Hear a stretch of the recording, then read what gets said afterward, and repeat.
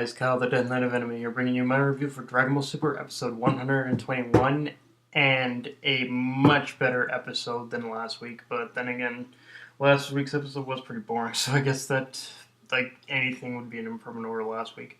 But right off the bat, I gotta say, did anyone else have a what the fuck moment when Moscow popped out of his robot body and revealed his true self? Like, that had me doing even more of a double take than Piccolo's elimination.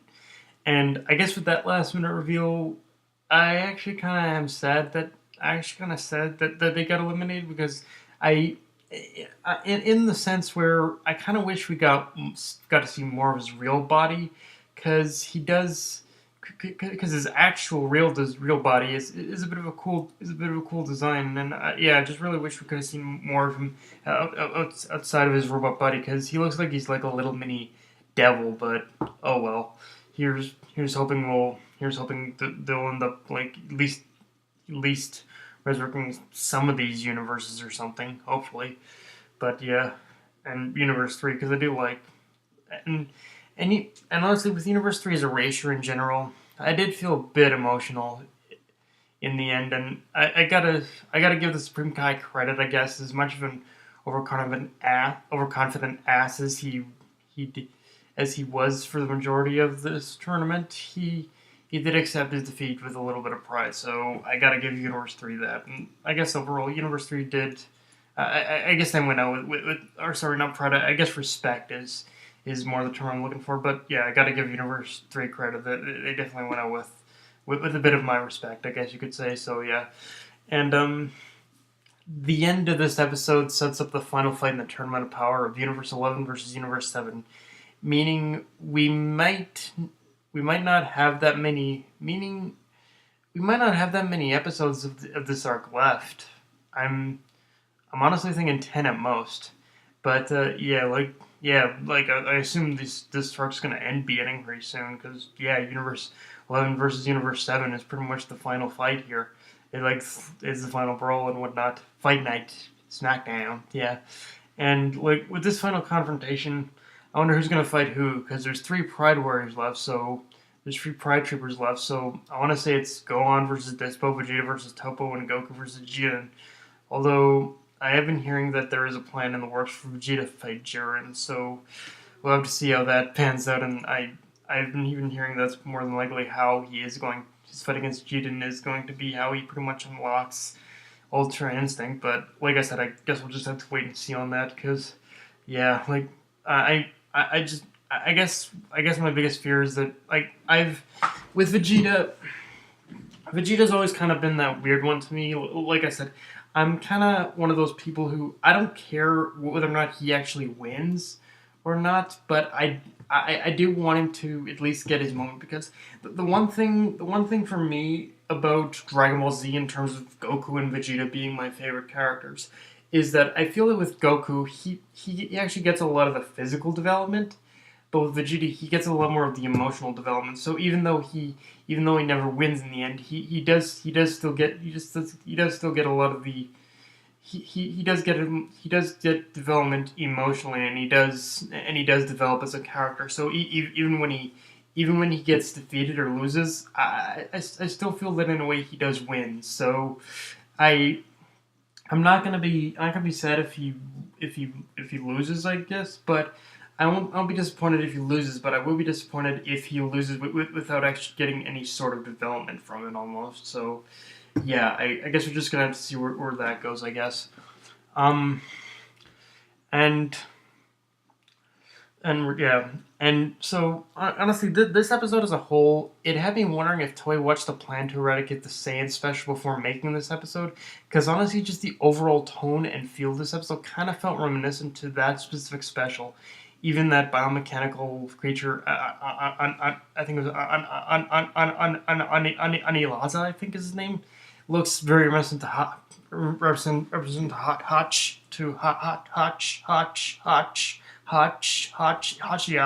and whatnot. And honestly, I do mean all that in the best way, like, because while not amazing, this episode was a vast, like I said, this episode was a vast improvement from last week in terms of entertainment factor, and I think the majority of that does come with the fact that I was getting those those feelings of, yeah, this reminds me of that plan to eradicate the Saiyan special. Like it was a pretty cool, it was a pretty cool special for what it was. And yeah, this episode just kind of had all those feels. Even the Anizawa guy kind of looked a little like, again, Anizawa looked a lot like Hachiak. So yeah, I just had a lot of reminiscent feels of watching that special from watching this episode almost. So yeah. Uh, now the one thing that did have me scratching my head is, what's this? Is wait, this thing is still technically a machine. So how the fuck is it warping space like the way it was with him, like warping his fists through like putting us through these warp gates and whatnot? And I know it's Dragon Ball, and you shouldn't question it because we've seen much weirder shit in Dragon Ball. But yeah, like I'm genuinely curious how it was doing that. I guess if I took an educated stab, the source of that power was probably from one of the other nodes on its body. I want to assume it was from that node on its head, considering that the node on its head was in fact its power source, I guess. So yeah, I want to assume it was from that part of its body. Uh, and while watching this episode, I was and honestly, like the biggest thing about this episode for me, one of the big things about this episode for me especially, is that while watching this episode, I was constantly thinking there was something missing. And that's when I realized Piccolo was missing from this episode. Like, to me, if I had to pick of an episode in which Piccolo was to get erased, I think it really should have been this episode. Like, this is the episode where Piccolo should have got eliminated. I mean, I've seen others talk about how Piccolo's elimination was wasted, and I kind of agree with them, but in the grand scheme of things, I could never really pinpoint for myself an episode that would have been a good time after watching tonight, a good time for him to get erased, a good time for him to get eliminated. Sorry, but after watching tonight's episode, I actually realized that this should have and would have been the episode. Should have, could have, and would have been the best episode for him to get eliminated. But yeah, like seeing like just the whole setup of this, like just the whole setup of this whole fight between the Universe 7 fighters and this Universe 3's creation of Anilaza. It just said Piccolo is missing from this fight. Like, why isn't Piccolo in this fight? Like, this episode, in the end, this episode would have probably inevitably, this episode would have been a good. Again, I know it's weird to talk about one of the characters getting eliminated or whatnot, but this really felt like the episode in which Piccolo should have gotten eliminated. Not a couple episodes back, but this episode. It just seemed like the perfect setup for him to get eliminated, but rather than 18. But rather than 18, but I will get to her in a bit too. So yeah, it is kind of a weird episode because yeah, it just really felt like this.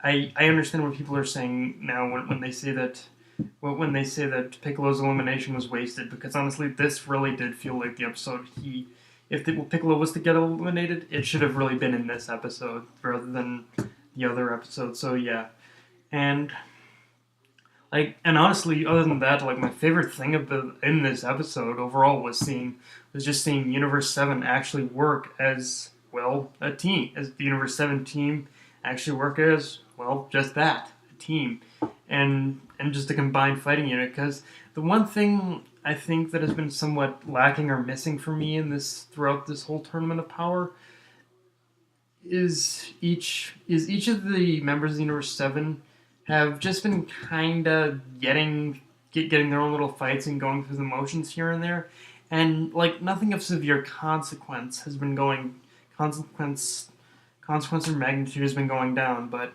I think that was because those fights were more meant for character development, or at least an attempt at character development. But here, because the threat is so large and so massive and so great, it forced the characters into a situation where they could truly work off each other and just seeing the team dynamic we have and just seeing how each of these characters work off together. Hell, as douchey as he was as douchey as he was and evil for basically kicking Goku, I do gotta admit it. I do even have to admit that seeing Frieza put in some teamwork with the Z fighters was kind of cool too. Of course, we all know he's just using them, but yeah, it was just kind of cool to see even Frieza as part of the team and whatnot, and see him fight with them. So yeah, like just overall seeing them fight Universe 3, seeing them fight and whatnot was pretty cool. And do I have to say it again? Android 17 was once again being the true G that he is once again in this episode, showing his stuff, and with him just taking the full force of that giant fireball and giving the others an opening in order to take out Universe 3's creature, but basically cracking its power source. Like, what can I say? Android 17, true G. I can't say anything more than that. And so again, 18 got eliminated in this episode, and like I said, I'm not gonna lie. Part of me feels she could have done more in this episode, but the scene of her saving 17 was genuinely nice and a little touching. But again, it just kind of goes back to what I said before about how I feel this should have been the episode Piccolo got eliminated. I don't know. It felt like this should have been an episode with Piccolo's elimination. But yeah, I'm not gonna dwell on that because the scene of 18 getting eliminated was genuinely nice and touching and whatnot. So yeah, but yeah, guys, that's pretty much all I have for this review. If you enjoyed the video, like, comment, subscribe, or follow me on Twitter and Facebook. Death Knight of Anime, signing off. Later, guys.